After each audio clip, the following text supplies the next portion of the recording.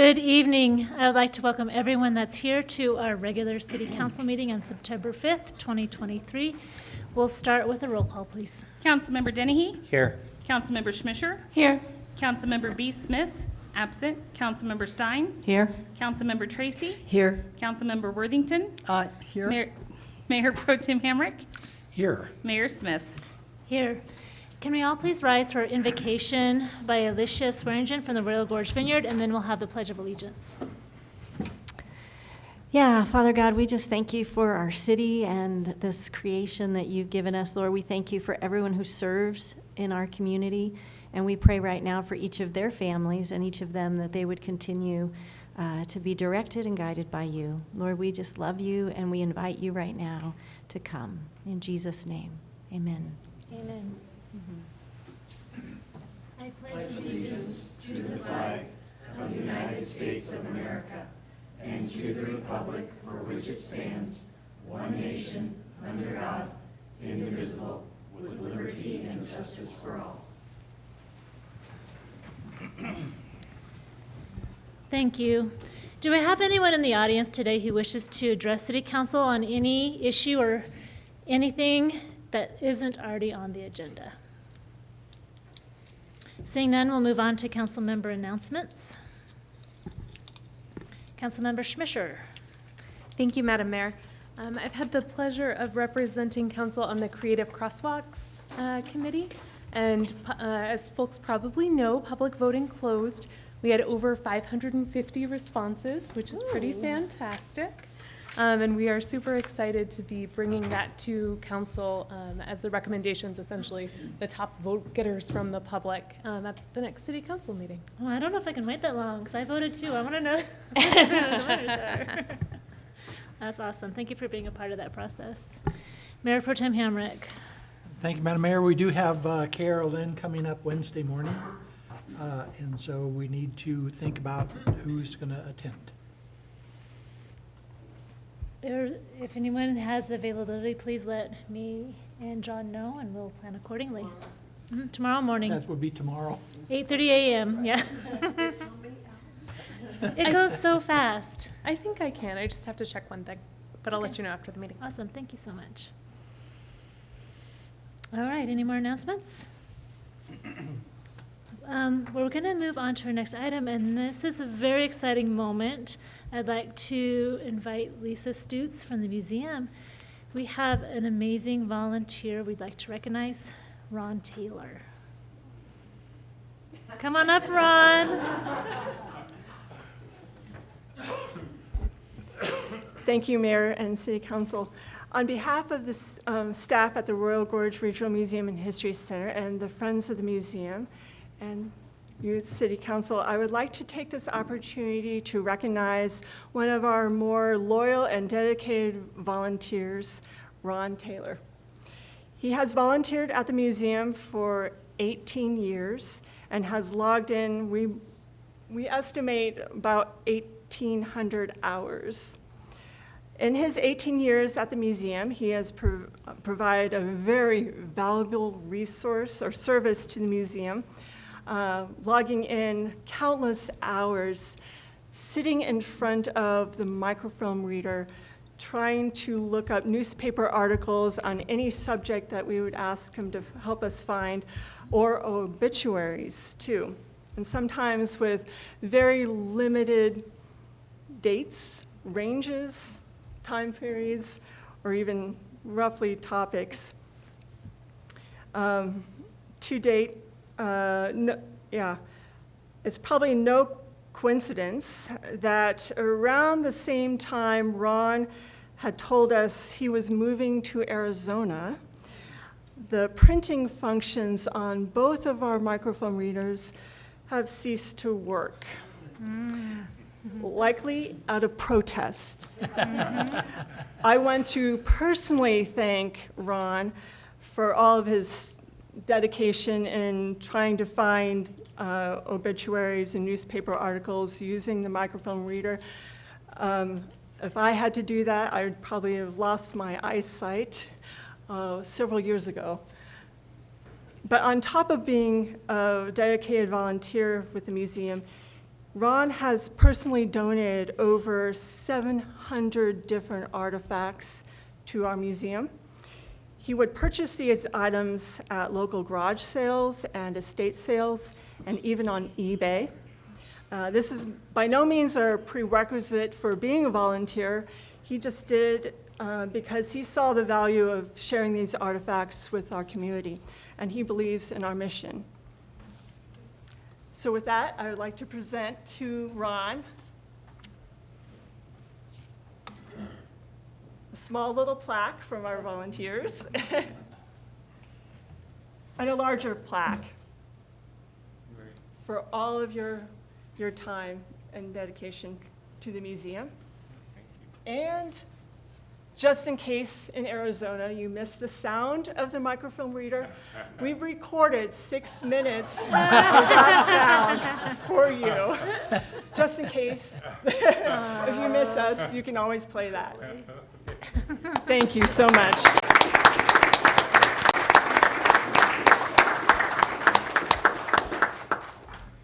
Thank you. I guess if I get homesick, I'll just listen to some of this. It's like the white noise when you go to bed. Yeah. I've enjoyed volunteering. I started when Cara Fisher and Sue Cochran were in the basement of the library.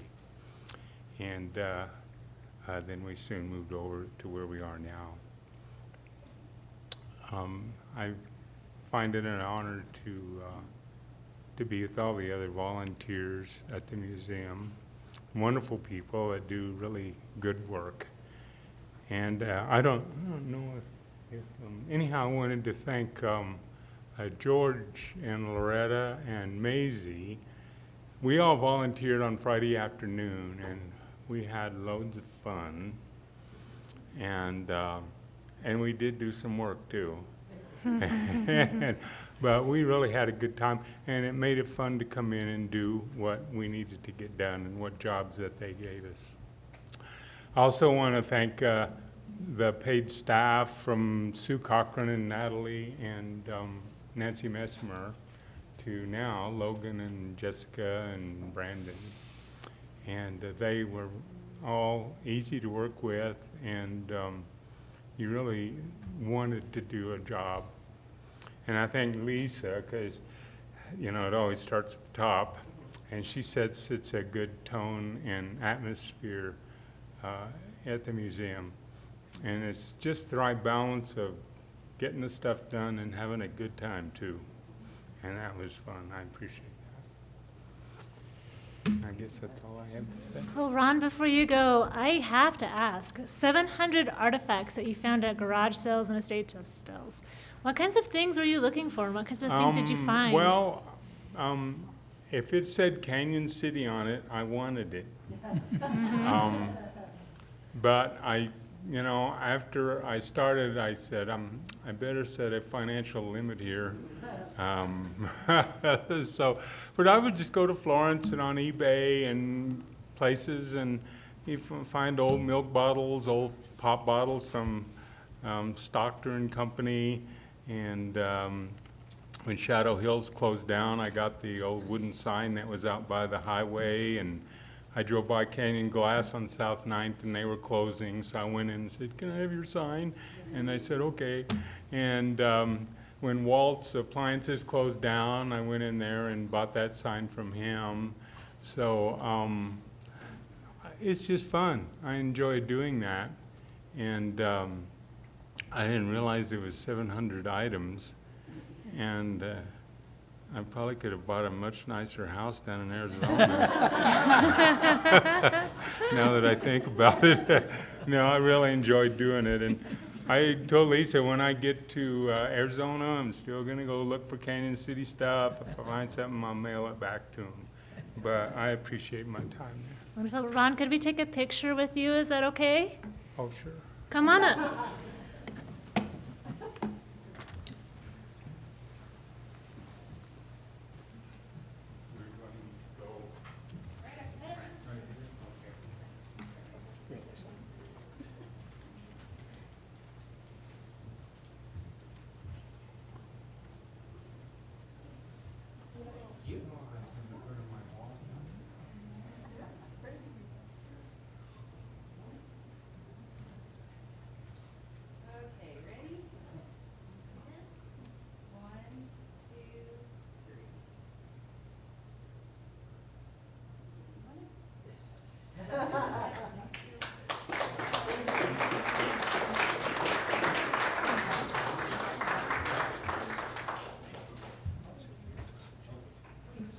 No. I guess we can take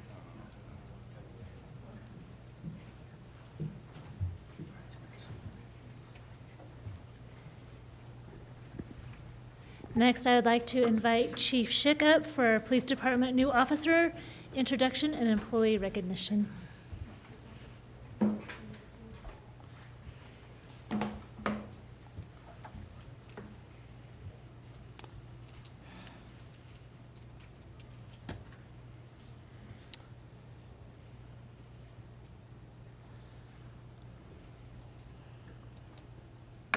Madam Mayor, members of council, thank you for taking the time this evening. I know you got a busy schedule, but I'm very excited to come before you this evening. Two separate matters. I'd like to introduce 3 new members to our team, and then I would also like to introduce or recognize, three officers and one of our records technician for their longevity, and then new members to the organization. If I could get Austin and Alex, come on up. So this is Officer Austin Modlin and Alex Orcutt. These officers recently completed nearly, say, 8 months of training, to include their basic post-certification and then their field training in the field with their FTOs. Mr. Modlin previously worked for the Department of Corrections, where he served as a lieutenant, worked with emergency response team, and supervised a team of correctional officers. We're real happy to have him and his perspective. Officer Orcutt comes to us from AMR, ambulance service, where he was an EMT. Orcutt maintains his EMT status in addition to serving with the police department. So we have high expectations of both these officers, and I wanted to give council an opportunity to say hello and recognize their hard work and their certifications and status. So, Austin and Alex. Welcome on board. We really appreciate it.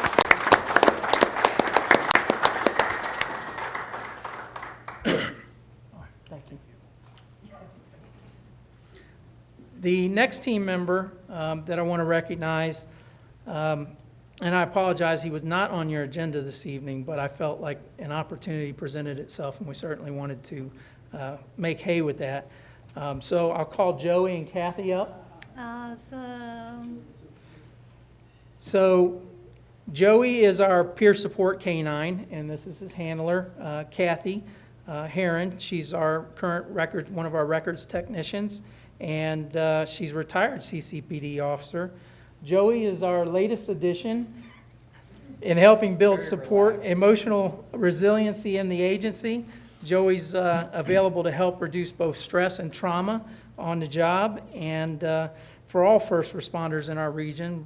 Recently, he spent the evening with our emergency dispatchers, bringing them some comfort and relief.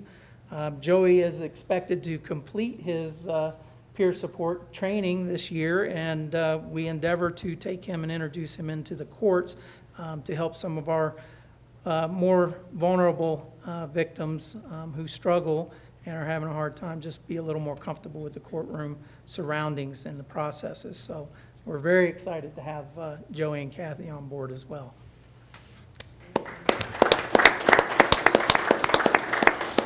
I love how Joey has his own merchandise already. He's got plenty of bling. Yeah. Yeah. I love it. Do you have any stories yet about an impact that Joey's had for the CCPD? Or is it Well, too soon? nothing in particular, but I can tell you that routinely you'll find officers lying on the floor with him, just kind of decompressing. Just the daily trials and tribulations of the job, and he visits a lot of people each day. He might make his way to my office more regularly because I have treats, but he comes and de-stresses the chief quite a bit. So we're really happy to have Joey on board. He just lightens the load for everybody. That's So, wonderful. Yeah. Can we take a moment to take a picture with our new officers? And Yes, then ma'am, also I'd with love Joey to. and Kathy? Yeah. I'd love to. Come on back up, Alex, Austin. Like a chance to Kathy? shake hands.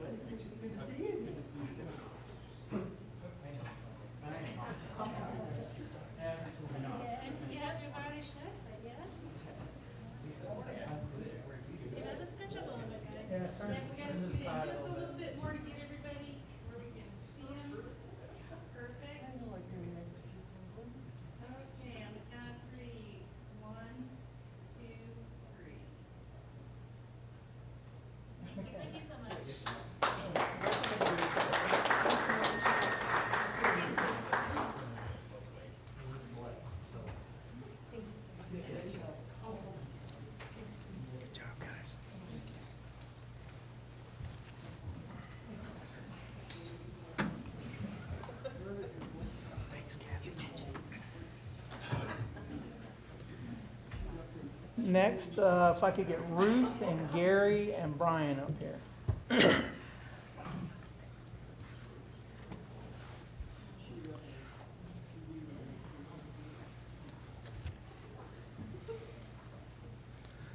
Our final recognition this evening is for our records technician, Ms. Ruth Potter, as well as officers Gary Wade and Brian Nellinger. As you might realize, the strength of any organization lies in its perspective and longevity. So we're really happy when we reach these marks where we celebrate five years or more. So each of these will be celebrating their 5th year anniversary. Throughout their time with the PD, they've each demonstrated a dedication to the department's philosophy and this council's philosophy of service excellence. We try to provide a very high level of service each and every day, and these 3 individuals each carry that burden and provide. Ruth tracks and uploads thousands of cases every year to the courts and district attorney's office and files all cases with the municipal court, and of course provides exceptional service to all of our walk-in clients in the PD. Gary Wade is a training officer. He's a bike patrol officer and soon to be a bike patrol instructor, right? Yeah. Gary is, he's almost single-handedly kind of tempered things on the Riverwalk and helped keep things in line and make sure that the Riverwalk is safe. He routinely patrols it, sometimes alone, very much to my dismay, but he's got it well under control.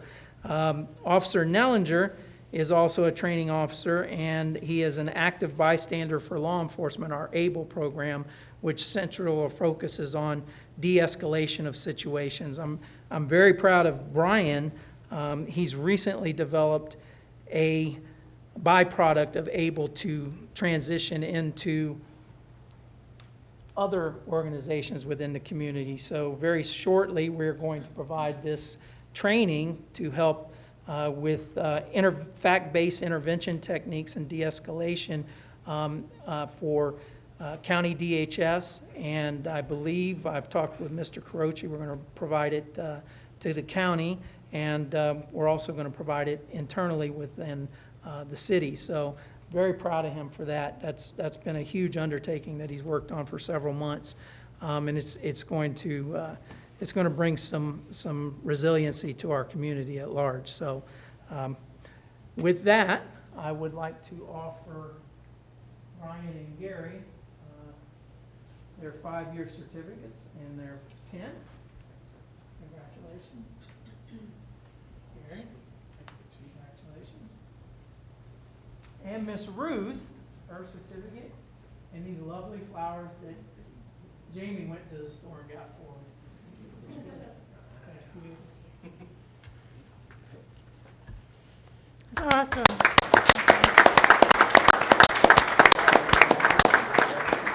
ahead and let's go shake some hands. I'm gonna take some pictures. I smell good. There goes it.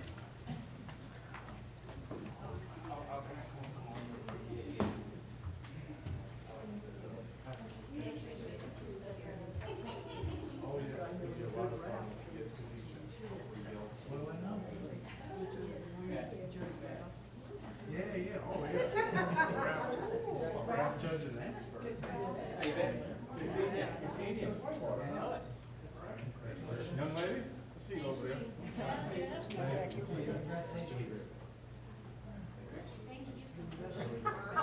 Congratulations. I think we're too broad for them to knock.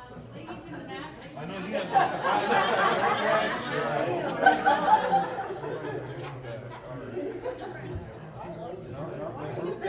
Because then I cover people up. You gotta place everything. People come up front, I wanna see you.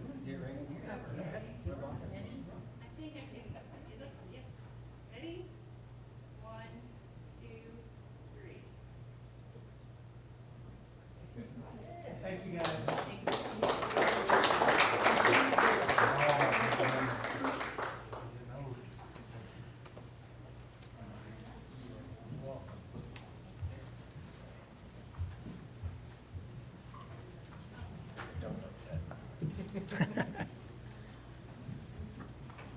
Just wanted to say thank you again, Madam Mayor, members of council, for taking the time to recognize our team members. Thank you. Oh, absolutely. We love having recognitions of the excellent work and employees and the dedication of our CCPD, and for the family, the CCPD family that's here to support, that's in the audience. It's fantastic. Keep up the good work. We next have a proclamation for suicide prevention. Can you please come on up, Jessica?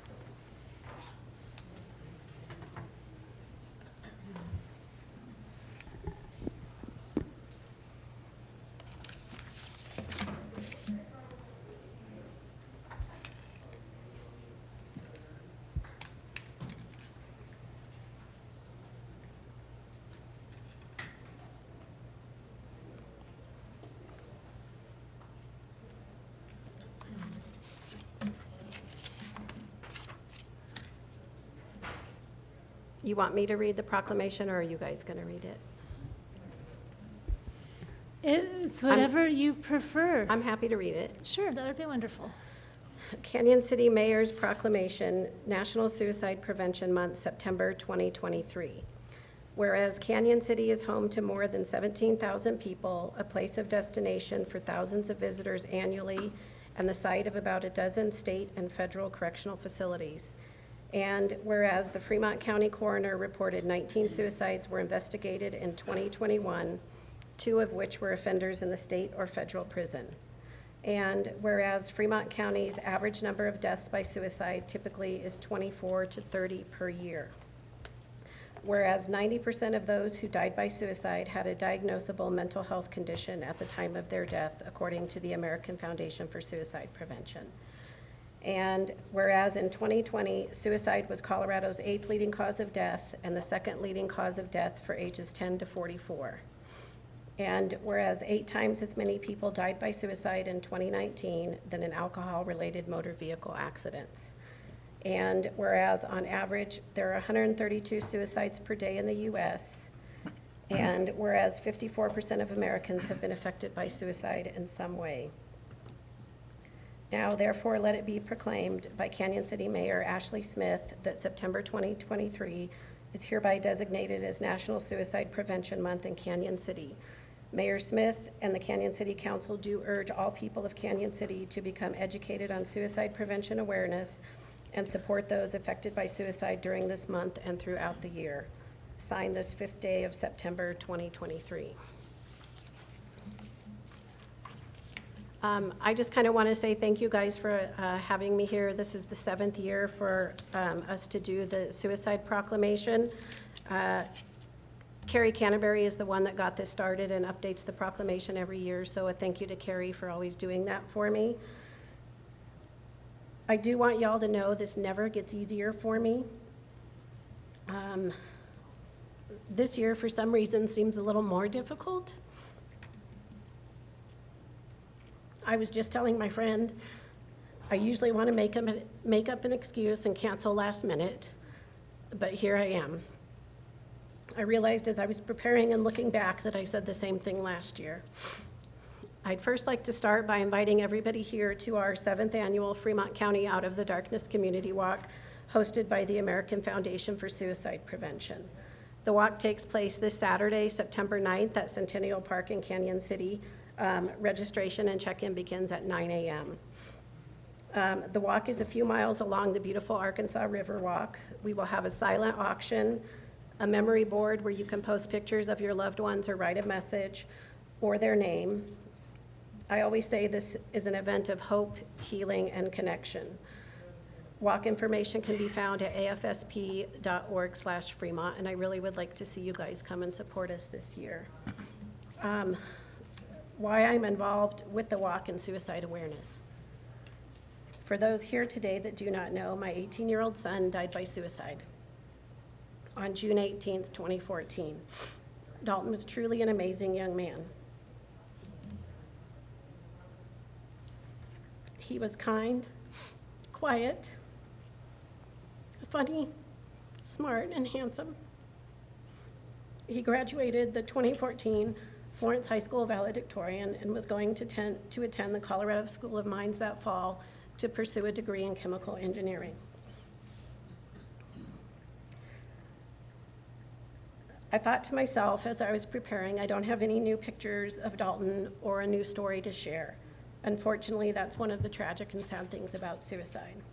However, Dalton is the reason that I'm here. The reason I'm here for the 7th time.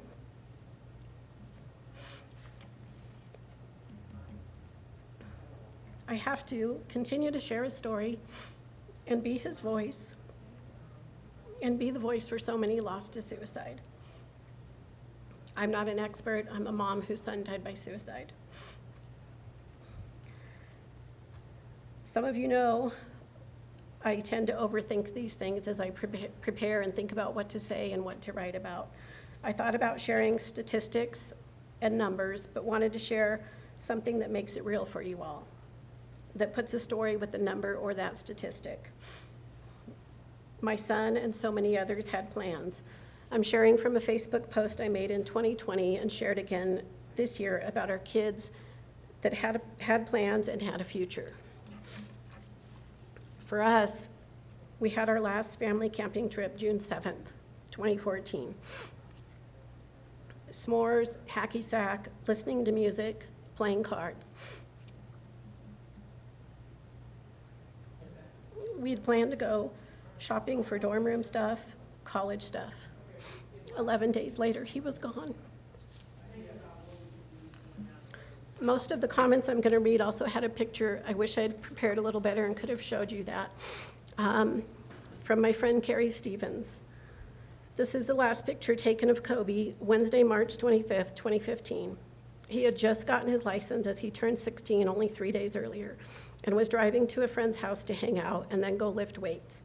He was gone April 9th, 2015. We had no idea. Christina Braden. My last night with my son, homecoming 2016. I had no idea the next day was going to be the worst day of my life. Linda Beckel. This is the last picture of Brady that was taken before prom night. He died the next day by suicide, April 12th, 2015, forever 19. Gillian Anderson. Abby on the far right, 2 hours before she died, the last day of school on June 13th. Christy Dearborn. My daughter Hannah ordered golf shoes and booked a flight to visit her cousin. She was looking forward to a summer of golf, travel, and college campus visits, all very normal activities. Teresa Bruner. My son Charlie had packed a suitcase for a football recruiting trip. He had many trips upcoming the next month. We talked in his room for an hour, just hours before he took his life. Brenda McDermott. Lindsay had just returned from the state track meet for high jump. She finished her junior year of high school. She started a new job with the Colorado Division of Parks working at the Pueblo Reservoir. She had been fundraising for 18 months with a group of 4-H kids. They were all set to travel to Washington, D.C. in the next 2 weeks. The night before she passed away, she'd gone to a Rockies baseball game. So many activities going on, always staying busy. Shay Black. That Thursday morning, AJ helped his dad load his brand new kayak. We had gotten him into the trailer with plans to help us take a load to our lake as we did every April 1st. He then went to school. He was doing good on turning in homework and seemed to be thriving. He had just wrestled at state at the Pepsi Center in Denver a few weeks before. He went to work after school on that Thursday. AJ had been working at a pizza place in Berthoud for about 3 weeks. That Thursday night, he texted me about 10:30 that he was headed home from work. His friends who worked with him that night said he seemed completely fine, joking and laughing with all of them.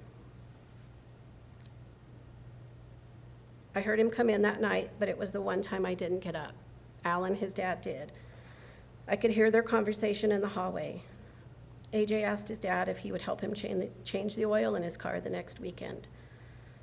Alan said yes, and then I heard Alan say, "Get some sleep, I love you, boy." I heard AJ say, "I love you too, Dad." AJ was packing for a wrestling tournament in Kearney, Nebraska.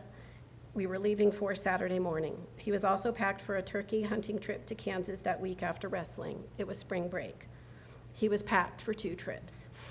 He turned in some homework online at 2 a.m. as documented on his laptop. He did pull up the National Suicide website, but didn't call the number or reach out to them through his laptop. His history showed he had never gone to that website before.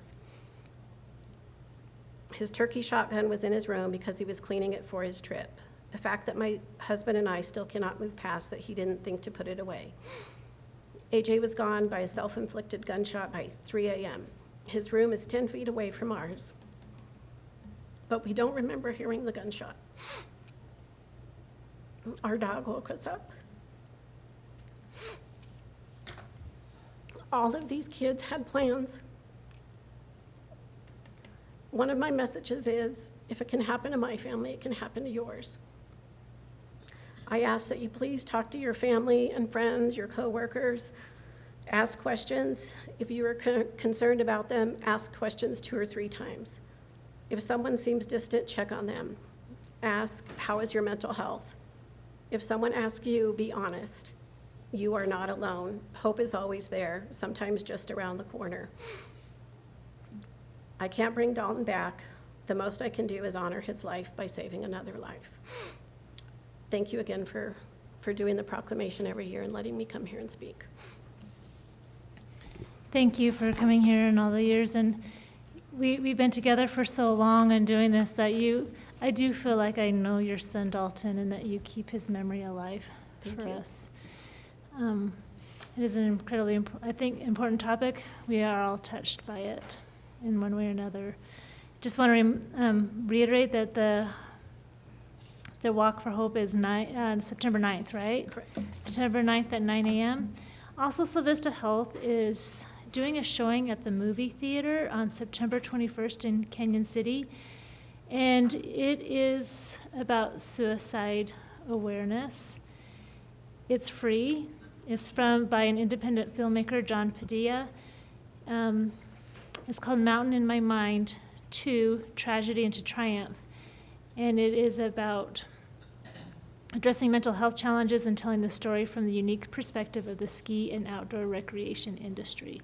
So a lot of really important things are happening for suicide awareness. And I am going to run home as soon as this meeting's done and give my boys really, really big hugs tonight. So thank you. Thank you. Councilmember Schmischer. Thank you, Madam Mayor. Ms. Cobbler, I just wanted to thank you for your dedication to others and your willingness to share Dalton's story with us each year. It's incredibly moving, and it really means a lot to me that you do that. I had the I had the honor of going to the Out of the Darkness walk for the first time last year, and I know that that's where I'm planning to be on Saturday morning, and I encourage you to all come. It's a really, really important time for those in our community who are affected by suicide. I also wanted to share one other community event. Sol Vista is also doing a suicide prevention evidence-based training on September 15th. It's free. You do have to register in advance. It's at the Abbey, Friday, September 15th from 9 to 11. And it's all about questioning, persuading, referring, and just ensuring that you have the tools that you need when those around you who are impacted. So thank you again. I know how difficult it is to speak up about these things, and I just really appreciate you doing this every year. Thank you.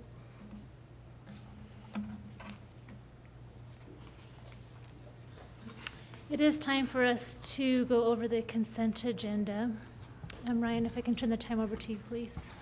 Thank you, Madam Mayor, members of council. Item 7A is to approve the minutes for the regular city council meeting on August 21st, the vision committee meeting on August 23rd, and the special city council meeting on August 10th, which was an open house, August 14th, which was energy committee, and August 21st, which was an executive session. 7B authorizes the city administrator to sign the First Amendment to Agreement for Professional Services with the Retail Coach. 7C awards bid 5823 for the 400 block of Main Street on the South Side Alley. It's a reconstruction project to Avalanche Excavating in an amount not to exceed $140,706.55. 7D awards bid 6523 cemetery roof replacement to Whitney Roofing in an amount not to exceed $13,068. And 7E is to receive and file cash disbursements. Any questions for Ryan? Councilmember Schmischer. Thank you, Madam Mayor. Thank you so much, City Administrator Stevens. I understand that on the South Alley reconstruction project that notices went out to all of the business owners who face kind of the South Alley of the 400 block of Main Street in July. And I was wondering if there were any responses, if anybody had any concerns about the timing or any questions about it. No, and it went out to more than just the business owners. It went out to the residents up above as well.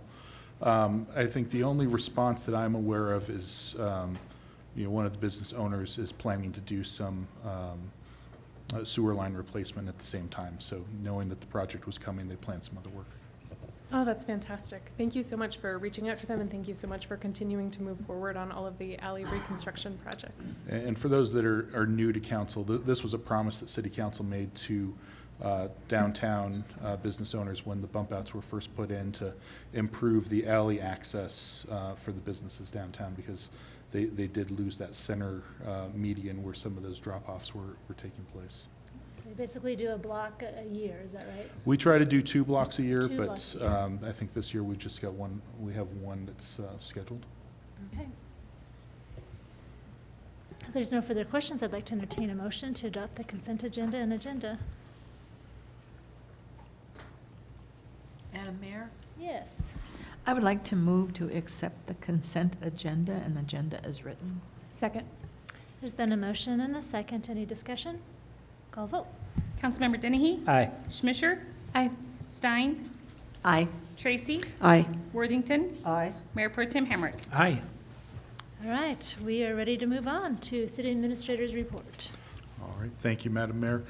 You have the written reports in front of you. There are a couple of items that I think we may have covered one of them. The city hosted a economic development prospect a couple weeks ago. This was for a primary jobs employer in the cybersecurity industry. So we had a really good showing with that particular prospect. They will be coming back here in the next couple of weeks. So we're continuing down that path. One of our focuses, what Rick's focus here in front of me, is trying to bring those primary jobs to the community. This is some very exciting news, and we'll continue down this path, and hopefully we can win that project for the community. Another item that's not in the administrator's report is regarding the rec district and the feasibility studies. There were 2 respondents to the feasibility study RFP.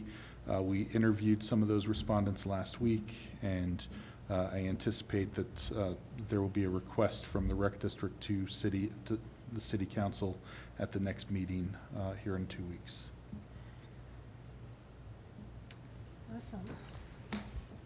And as of right now, no selections as far as RFP or the, you know, those two that have submitted bids. Nothing's been determined at this point. Any further questions for Ryan? Councilmember Schmischer. Thank you, Madam Mayor. I just wanted to share, I had asked City Administrator Stevens a follow-up question via email about the number of potholes that have been patched this year, because it always says ongoing and continuous. And I thought that the numbers were truly, they spoke a lot about the hard work that the city does to keep our streets drivable. So 132 have been patched in the month of August, and 3,512 so far this year. And that is truly remarkable, especially if I'm recalling correctly, the State of the City address that you gave 2 years ago. I think we were almost up to 1,000 potholes being patched that year. So I think we're really doing a lot and getting out there quite a bit to get the streets in as drivable of condition as possible as we are awaiting 2A projects. Great. Thank you. You're busy. And if there is a pothole in your street, you can report it on SeeClickFix online. Super easy peasy, and the crews will be out and fix your pothole as well. Mayor Pro Tem Hamrick. Thank you. City Administrator Stevens, is there a ribbon cutting ceremony coming up for Loves? I have not heard of a ribbon cutting ceremony yet. Rick, are you aware of one yet? That's been scheduled? There was discussion about having one in August, but they were concerned about too It got delayed. much activity, so it was delayed. It's crazy nuts out there. October. It is Yeah. insanity at Love's. As soon as we hear something, we'll pass Yeah. that information along. Yeah, so Thank they you. were gonna do ribbon cutting, and they said they needed to put it off, and I haven't heard back, yeah. But, yeah, it's been kind of exciting to see all the action happening. Lots of RVs and big trucks, There's a and lot of activity out and there a right now. lot of people at the RVs drive-through. Yeah. Super fun. Okay, we're gonna move on to item 9A. This is introduction and adoption by title only of Resolution 13, Series of 2023, entitled A Resolution Authorizing Assignment to the Colorado Housing and Finance Authority of a Private Activity Bond Allocation of the City of Canyon City pursuant to the Colorado Private Activity Bond Ceiling Allocation Act. And we will turn the time over to Economic Development Manager Rick Harmon. Thank you, Madam Mayor and Council. We have been awarded or allocated, and just as, this is, for reference, this is a recap to what we talked about in the Vision Committee meeting. We went through very quickly the Vision Committee meeting. But the year 2023 was the first time that the city has ever been allocated private activity bonds. This is a federal funding mechanism that's used to help create projects that provide a public benefit. It's a public-private partnership, you could say, that leaves, that uses the municipality or a housing authority of sorts with the authority to issue bonds that could be used as funding for projects. One very common thing is low-income housing tax credit projects. There are 9% projects and there are 4% projects. Private activity bonds have the benefit of helping those that are getting 4% low-income housing tax credit projects, or trying to get 4% projects. They are not an obligation of the city. The city works as a bonding authority and applies these bonds to these projects in the community. They are they are purchased by investors in the community. They are reimbursed by revenue from projects. So really, the bonding authority is really all the city has the ability to do. We were awarded allocated $1,049,000 of bonding authority. The county, which you can't see down there, was also allocated $1,941,000. The challenge we have is that this amount is a very small amount to be bonded. If the city were to try to issue bonds in the amount of $1 million, it would just not be a viable thing to do. So a lot of times the communities who are allocated these bonds will go to other communities and ask that the bonds be reallocated to them, forwarded to them. That's how we found out that we had this allocation. We did not find out from the state that we had an allocation. We found out from other communities who were looking to have our allocation reallocated to them so that they could increase their allocation to $20 million, $30 million, where it makes much more sense for the bonds to be issued. They are, obviously I'm not paying attention to my slides here, but they are not obligations of the city. Again, we are just simply a pass-through, you could say. They are tax-exempt bonds that are used for these developments. They can be used for many things. One is small manufacturing. We could use them if we wanted to encourage small manufacturing here. Qualified home improvements, mortgage credit certificates for first-time home buyers, mortgage loans for first-time home buyers, affordable multifamily housing. And then, as I mentioned before, they're very key for income housing, for 4% low-income housing tax credit projects. The challenge we have, of course, as I mentioned, is that there's such a small amount that we would have to carry forward our allocation to be used for anything in probably 3 years. We have a few different options with these. One is we can issue the bonds. If we believe that we have enough in bonding authority to make it a viable bond issue, issuing bonds is very expensive, then we can issue those bonds. We can assign the cap to another local issuer, and vice versa. We could request the cap from other issuers to us so that we could add on to our cap. We can carry them forward for up to 3 years in order to increase our cap. We could assign them to CHFA, who also is receiving allocation of private activity bonds and used for housing. Or we can do nothing and they fall back into the state's fund, or basically the state's balance. We've had a number of conversations here. It really is a rather confusing program to some extent because it's such a small amount. Ryan and I have talked about this many times. We've talked to CHFA about it. We've talked to DOLA about it. We had a conversation with our city attorney about it too. And by our thinking, it makes the most sense for us to reallocate our allocation, to forward our allocation to CHFA, because they are already providing a service to our community in terms of housing. They could also, if we had a bigger allocation, they could actually work as our bonding agent. We just don't have that much of an allocation. It would take us quite a while to generate that kind of balance. So our recommendation is that we transfer our cap to CHFA, and that's what those 3 forms that you have in front of you are all about.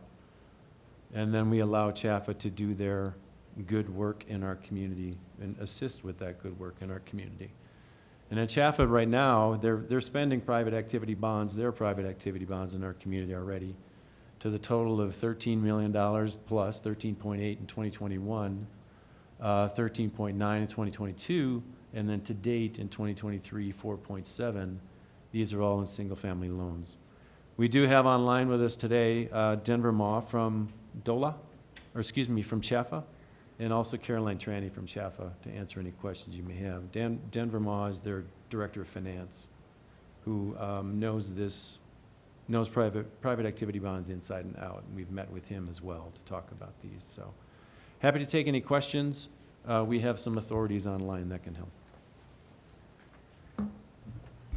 My first question is, if we transfer this money to CHFA, is it earmarked to go back to Canyon City residents, or does it go to just a big general pot? Well, I can leave that. I'll let CHFA answer that question.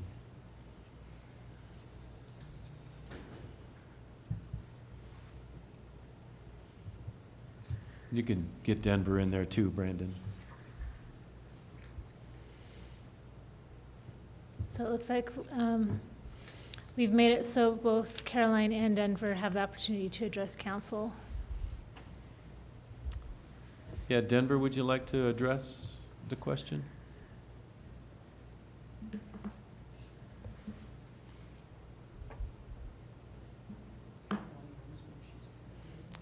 Looks like we lost Denver. over. Oh. Hello, are There's you there? Denver. All We right, got we you. see you. Okay, great. Sorry, I was looking for the right button to join. So, yes, if that $1 million of private activity bonds are sent to CHAFA, CHAFA basically puts them in a larger fund where we also receive an allocation. What we do with those on the single family side, which you've just seen those numbers from Rick, is we leverage that private activity bond cap to get a lower interest rate on our cost of funds when we borrow in the capital markets. And we then pass that savings on to our borrowers, basically. And so there is a first-time homebuyer program called the First Step Program at CHAFA, which is specifically for first-time homebuyers, veterans, and those who live in designated census tract areas. And that particular program has a lower rate than what you would find in the market. So we offer a lower rate for first-time homebuyers than what you would find in the market. And along with that, we also offer a 0% down payment assistance loan that is equal to 4% of the first mortgage. And that is 0%, it's non-amortizing, and it's due upon refi. And so it is really a great method to help get first-time homebuyers into their homes. And those are the numbers you see there that Rick presented. So I will clarify that it's not 13, for example, there was a 2021 number of $13 million. It's $13 million of total investment of lending. We combine that private activity bond cap with taxable bonds as well to really stretch that as far as we can go. So it's not a full $13 million of private activity bond cap. It's usually about 30% of that is attributable to private activity bonds. All right, we have questions from Mayor Pro Tem Hamrick and then Councilmember Schmischer. Thank you, Madam Mayor. So these bonds are issued and people buy the bonds, is that correct? That is correct. So the money that is loaned comes from the sale of the bonds? That is correct. For CHAFA, we sell the bonds, so basically borrowing money in the capital markets, and then we relend that. So our loans are made with borrowed money as well, but that is the CHAFA model, and that's what we've done for the last 50 years, is borrow in the capital markets and then relend that to our Colorado community. And a further question there, if we issue delegate essentially this bonding authority to CHAFA or exercise it ourselves, does that affect the city's credit rating or ability to further issue bonds for some other purpose?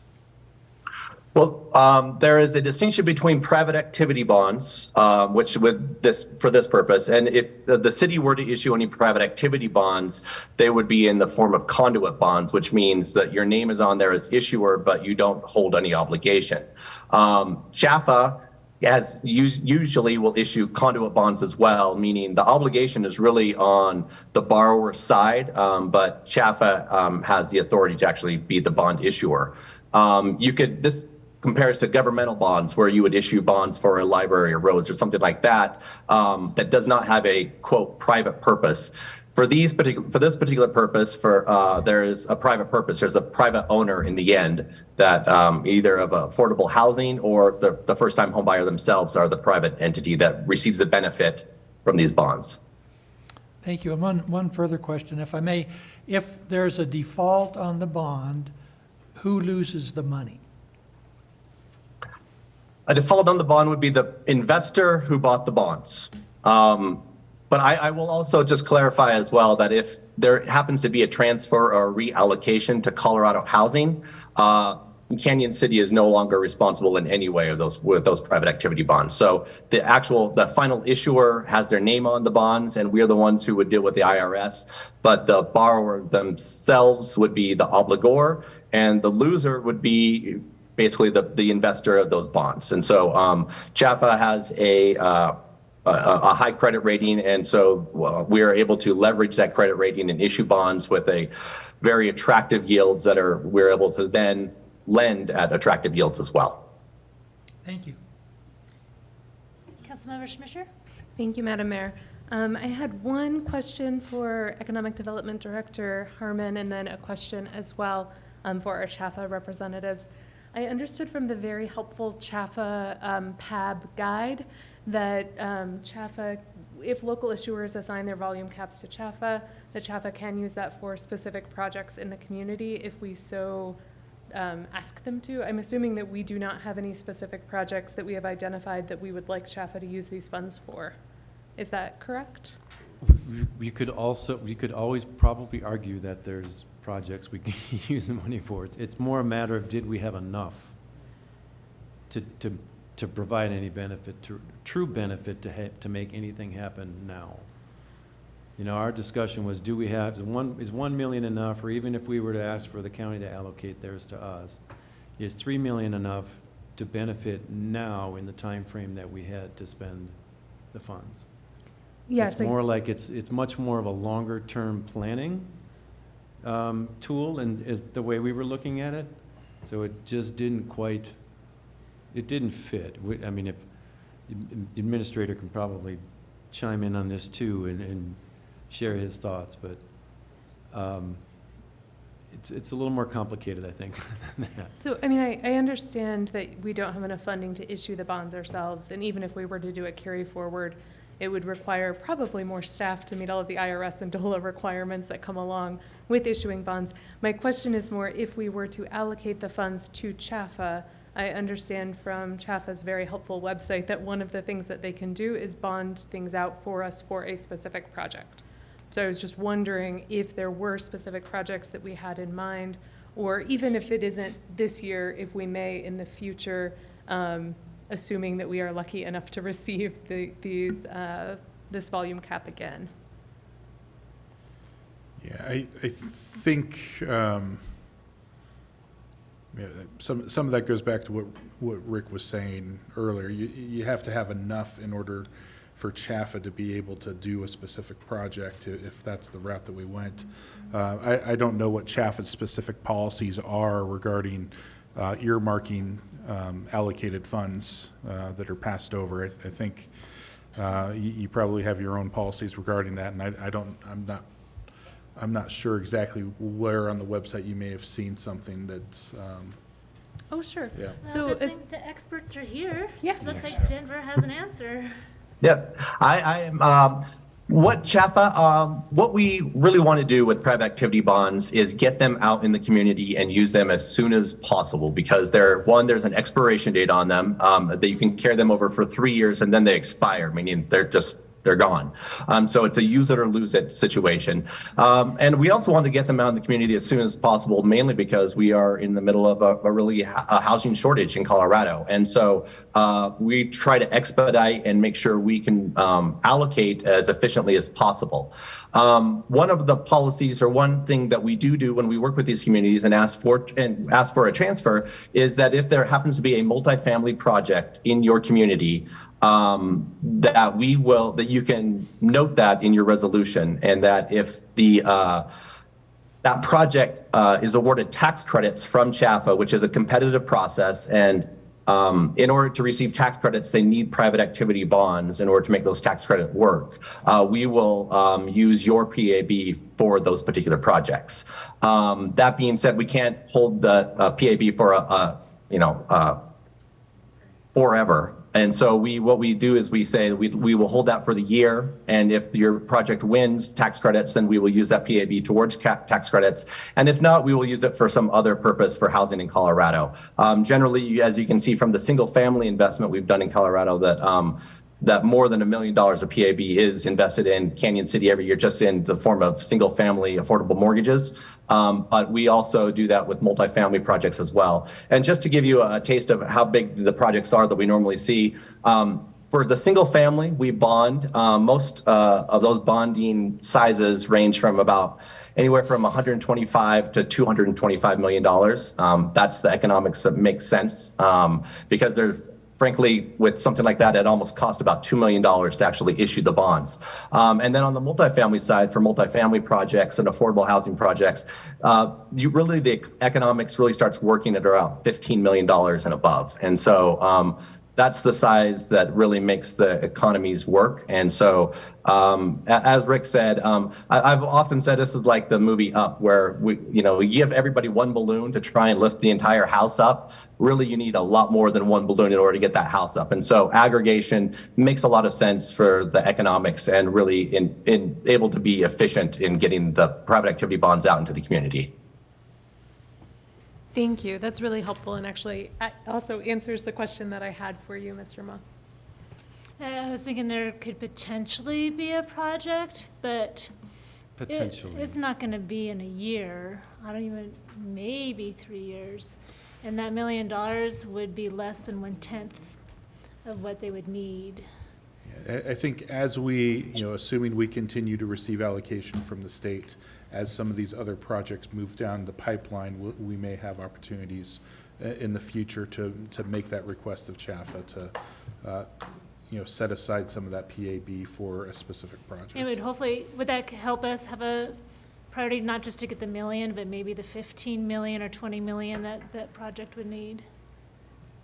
I will say there is a definite wall between, because it's a competitive process. It's a tax credit process that we try to keep very transparent and open. So basically the way the process works is if you win the tax credits, CHAFA will then allocate private activity bonds to make those tax credits work. And so if a project in Canyon City were to receive tax credits, whether Canyon City had the private activity bond or not, sufficient or not, CHAFA would come in with our private activity bond allocation and make that project work.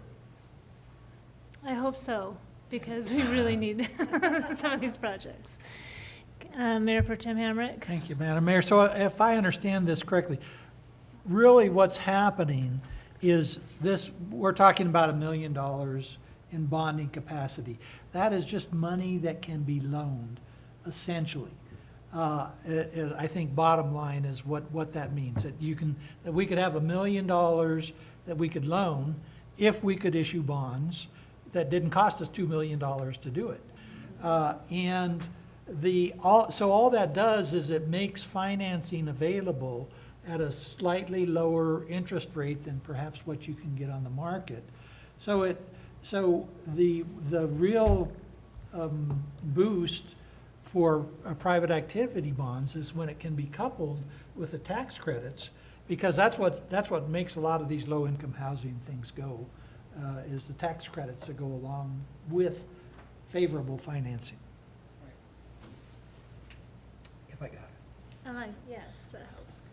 And I would have to add, though, that if we decide we want to look closer at private activity bonds on our own, then we will have to go to other communities and ask for their allocations to us. And it's quite the complicated, I was part of a bonding issue years ago, and quite honestly, I'm not sure I'd want to go down that road right now. A lot of legal work, a lot of very, very costly work went into that bond issue, and that was for housing. It's just a very complicated project, and if we can allocate to CHAFA, who's already doing it in our community, then great, because they wanna. They're probably my first contact for anything when we're talking about housing. So they're going to be there for us. All right, any further questions or discussion? Councilmember Schmischer. Thank you, Madam Mayor. I had one tiny edit to Exhibit A, just to correct your pronouns. But other than that, I would be happy to make a motion unless other folks have questions or discussion. Let's do it. Awesome. So Madam Mayor, I would like to make a motion that we approve Resolution 13, Series of 2023, authorizing the mayor's signature on the resolution and the assignment of allocation, and authorizing the city attorney's signature on the certificate of the City of Canyon City concerning assignment of private bond activity bond volume cap allocation for the assignment of private activity bonds for the Colorado Housing and Finance Authority, with the amendment to Exhibit A number 2, changing he to she. Thank you. I second. There's been a motion and a second. Any discussion? I'll call a vote. Councilmember Dennehy? Aye. Smisher? Aye. Stein, Aye. Tracy, Aye. Worthington, Aye. Mayor Pro Tem Hamrick. Aye. Thank you. The resolution passes. Thank you, Denver and Caroline, for being here virtually. That was incredibly helpful to have you here and for all that Chafa does for Canyon City. Thank you for Rick and Ryan for your work on this as well. Thank you. It is time to make a motion to move into executive session. Would you like to do that for us, Mayor Pro Yes. Tem? Madam Mayor, I move that we move into executive session to determine positions relative to matters that may be subject to negotiations, develop a strategy for negotiations, and instructing negotiators regarding the 4-mile development pursuant to CRS 24-6-4024E. Second. There's been a motion and a second. Any further discussion? Let's call vote. Councilmember Dennehy? Aye. Schmisher? Aye. Stein, Aye. Tracy, Aye. Worthington, Aye. Mayor Pro Tem Hamrick. Aye. All right, we will be moving into executive session.